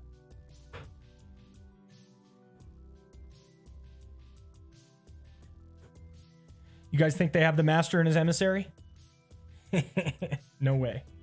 No way they have the master and his emissary. Sorry, master and his emissary isn't available in the Logos catalog. But I do bet they have covenant theology.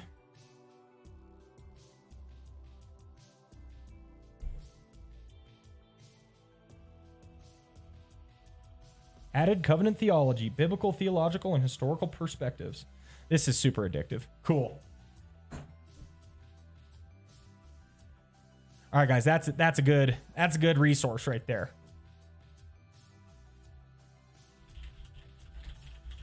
I mean, how long does it take to... Is it instantaneous?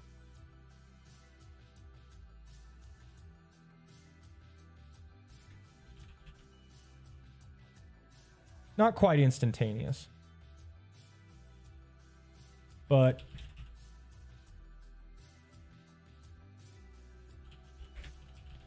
it's still pretty nice. Cool. I gotta stop.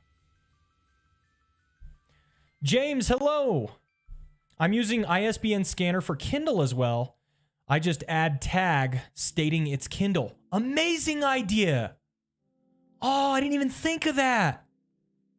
Yes, James, that's a game changer. Just search them and add in Logos Desktop. So what James is saying is he goes to add to library here. And if he has the book in Kindle, he just types it in. And then he adds it, and it says it's in your print library. And then he just tags it and says Kindle. So that he knows when he looks at it, oh, I have that in Kindle. Brilliant.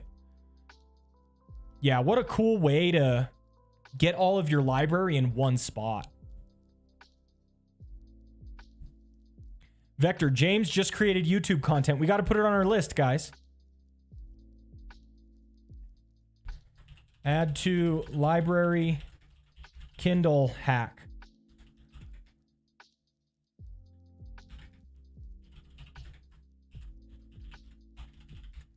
Boom.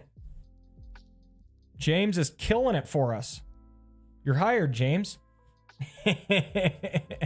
That's awesome. That's a good idea. That's a really good idea. Cal Magic, I need to clear a bookshelf for Logos resources. Books I have scanned. Ah.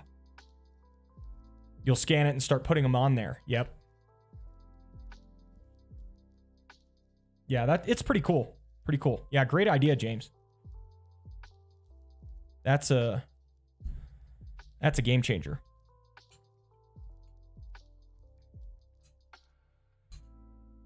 Man, being able to have your whole library in one spot, that's huge.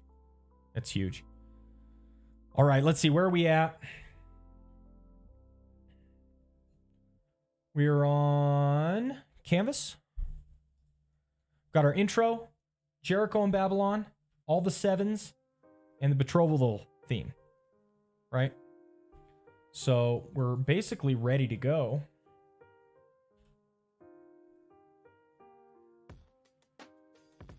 To start writing this Jericho sermon.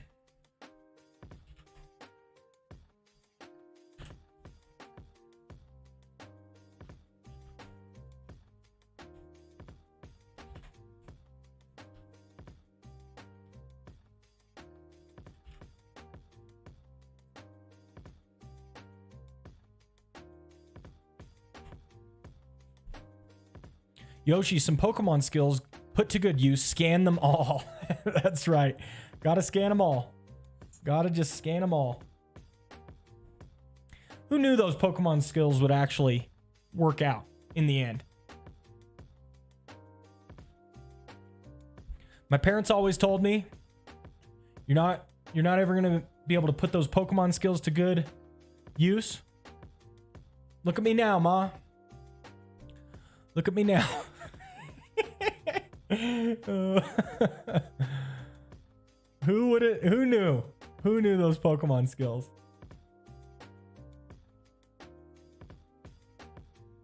All right, Hebrews 11:30.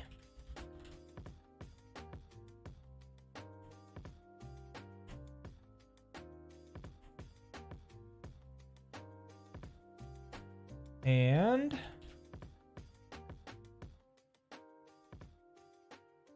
here is where I think I wanted to read Acts 7:44-45.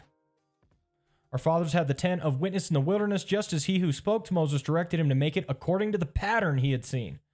Our fathers, in turn, brought it in with Joshua when they dispossessed the nations. Yes. So Acts 7:44-45.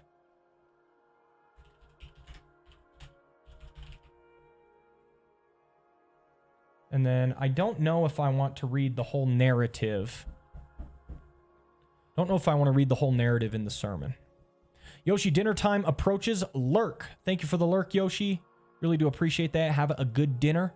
Thanks for hanging out, and I hope you have a great evening and a good weekend. Thank you. Thank you.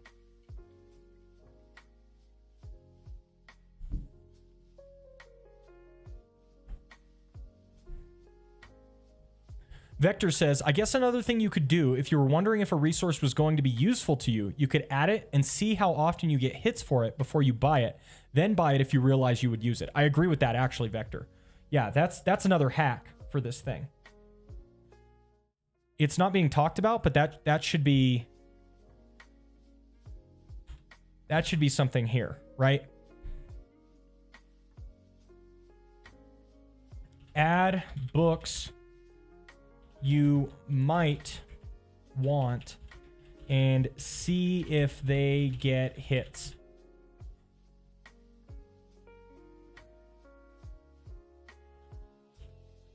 Add to library tips. And that's exactly it, right? So let's say I wasn't sure what resources I was even looking for. Well, I could search here, you know, and I'm just trying to think of one. I mean, I don't know. I guess I could just grab this one. The Milestones Memoirs. I could add to print library, and then I could be searching for ideas as I do my research. So this is actually a way for you to trial resources for potential purchase. And associated with that is also, remember the 30-day money-back guarantee. So you can then buy that book and utilize it. And if you decide, you know what, it's not adding to value, then you can return it. A lot of people don't know that you can return books within 30 days, which is pretty sweet. So yeah, there's a lot of options here. There's a lot of options here. Cal Magic, that's what my dad constantly told me about my magic. I majored in physics and opportunities in the mid-70s dried. So luckily I had sleight of hand skills to fall back on. Nice. That's good stuff. Love to see it. Okay, let's see. Where else were we? We got all of our 7s.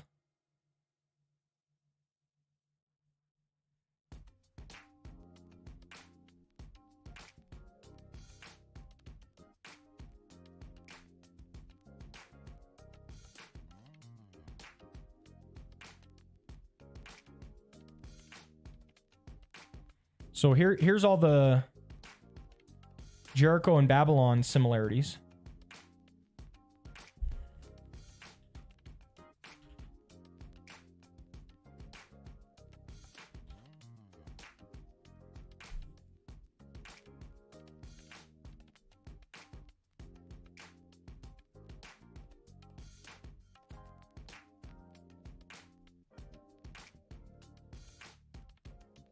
Here's the betrothal theme.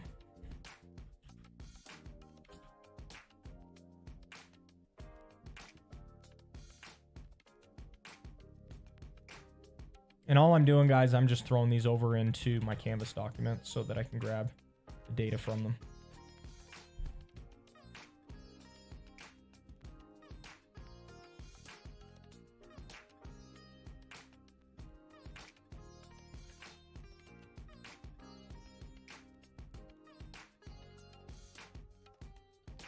And this is just a further piece of the betrothal.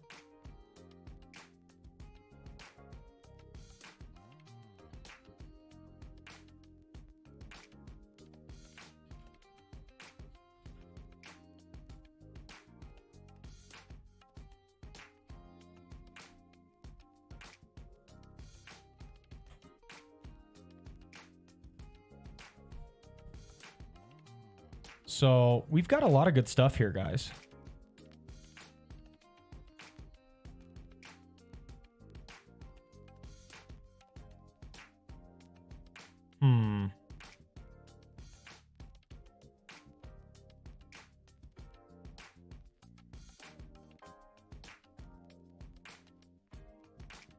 Yes, yes.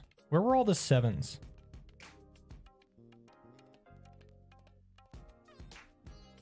Oh, these are from the commentaries. Now I'm remembering. And this was more Warren Austin Gage.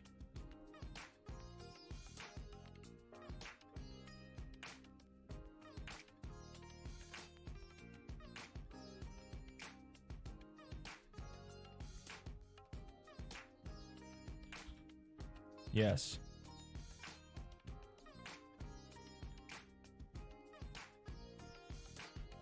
Yeah, we're making great progress, guys. So here, I'll show you on Canvas here. I'm just putting these over here.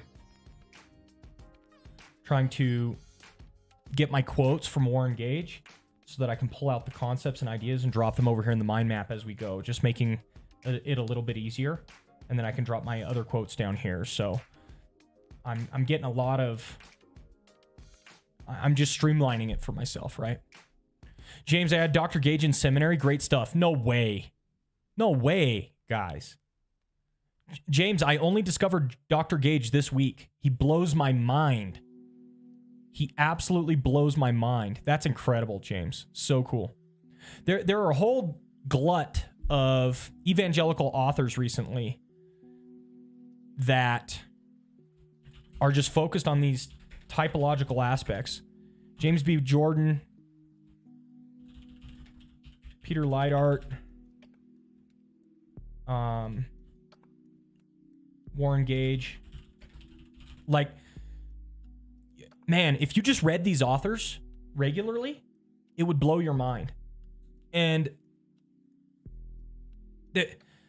it's crazy to me how into typology just the church is these days. It's like a renaissance. I love it. It's so good. It's so good. And those are just 3 names. There are plenty more out there, right? But those are just 3 that are fantastic. So that's super great. Thank you, Claus, for the lurk. I appreciate that. Thanks for hanging out and spending so much time with us. I hope you have a great evening, okay? Cal Magic, quick question. Earlier you were looking at a book, you moved it over to the toolbar, and you appeared to save it to some kind of list, like wanting to read or something. Can you duplicate that for me? Oh, yes. Let me show you. So this, I add books to my shortcut list, okay? So you have the shortcut list, and I have a few things on here. I have hot links to my program settings. I have the update now button in case I buy a book and it's not downloading immediately. So I have a bunch of shortcuts here, but one of the things I have in my shortcuts here is I just have books in my library that have grabbed my attention at some point, right? So I don't even know what this is. Let's look. This grabbed my attention at some point for some reason, and then I put it in my shortcuts. Portraits of a Pastor, the 9 Essential Roles of a Church Leader. Oh, I can tell you why I was interested in that, because, you know, I'm a pastor, and I wanted to know what my essential roles were, but I didn't have a chance to read it at the time, and so I saw it, I looked at it, and I was like, yeah, I want to read this book, and so I added it to my shortcuts. So yeah, that's all it is. Cal Magic. Good question. It's just the shortcuts toolbar over here. Used to be across the top. And, you know, I have so many books in the shortcuts now at this point that who knows, right? Will I ever get to all of them? Who knows? But that's where it's at for me. Yeah, good question, Cal Magic. Thank you. All right, let's go back to Dr. Gage and let's look at the sevens concept. And let's just get...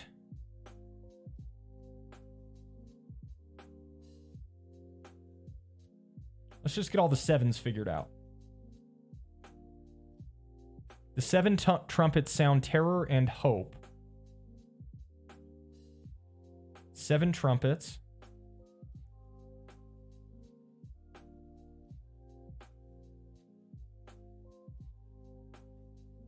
And the battle plan against Jericho and the battle plan against Babylon. Both of these are going to be important. I'm just going to take all of it.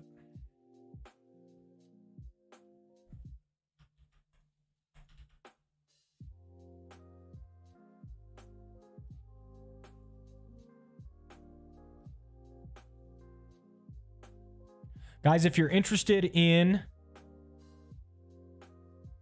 Vector, so many it defeats the purpose. What do you mean? So many authors to read?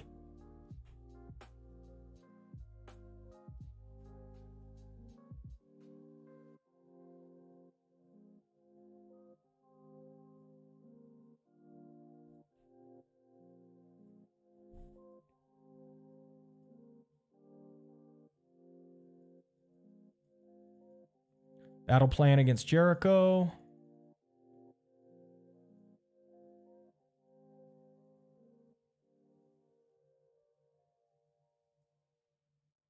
Seven mountains. Right here.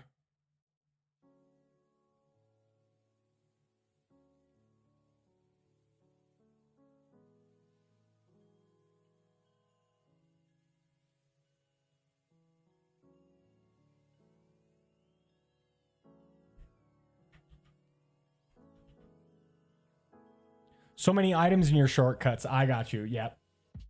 That it defeats the purpose. My issue is I don't always remember everything. I talked to Jess about this, actually. Does anyone else do this? I buy stuff when it's salient to me. Not because I need it right now, but because I need it in the future, but I know I'll forget that I need it. And so I just buy it when it's salient to me. That's kind of how I use my shortcuts toolbar. It's something is salient to me. I'm like, ooh, this is important. So I add it to the shortcuts toolbar for future Tanner to browse through. Does anyone else do that? I do that when I purchase things. Surely I can't be the only one who purchases things for those reasons. But I don't know. Maybe I am. Maybe I am. It's pretty funny. It's pretty funny.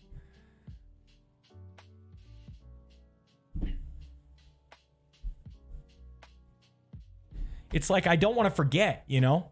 And you do that, James? Okay, cool. Yeah, I don't want to forget. And Vector, no, I never had the money to buy anything I didn't need immediately. Oof. I'm sorry, Vector. Cal Magic, absolutely. Judy pointed out that I have Magic purchased 30 years ago with plans to use it. Classic. Christopher too. There we go. Okay, it's not just me. It's not just me. And that's how I use the shortcut toolbar, right? I throw items on there and I'm like, okay, I got to read this later. I got to look at this later, right? That's so funny. First world problems, I suppose, right? Vector, it wasn't to make you feel bad. It's a reality for a lot of people. Hey, fair enough. Fair enough.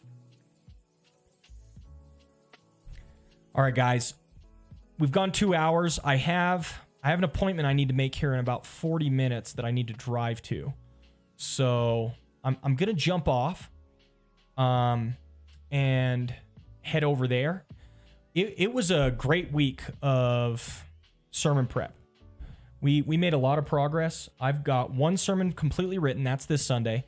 And then we've already started on the sermon for the next week on Jericho. And so, yeah, we're making great progress here and really moving that direction. It was also just a really good week in terms of our community and the metrics. Obviously, a big week. Logos 10 dropped. So things are going great. And I appreciate all you guys hanging out and being a part of the channel and the community. Let me know. Leave comments on YouTube. I try to read all the comments. Let me know if you have any questions, if there's any videos you would like me to feature. We're trying to focus more on Logos content, guys. I know my channel's been a variety over time, but we're really trying to focus in on the Logos content and double down on that. And that way, when people come to the channel, they know what to expect. So, yeah. I'm going to call it here. I hope you guys have a great weekend. And I appreciate everyone hanging out.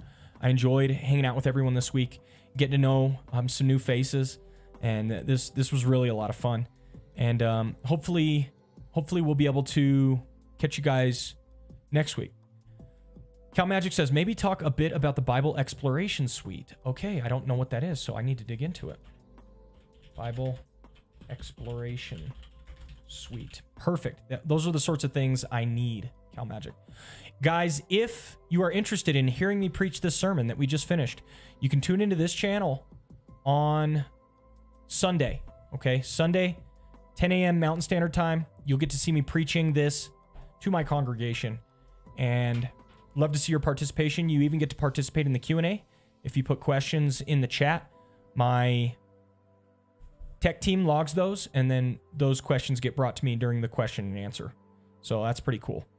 Vector later, Baldy. Thanks. God bless, James. Thank you so much, everybody. I hope you guys have a fantastic evening, a great rest of your weekend, and we'll catch you maybe Sunday or sometime next week. Okay, take care. God bless. Bye.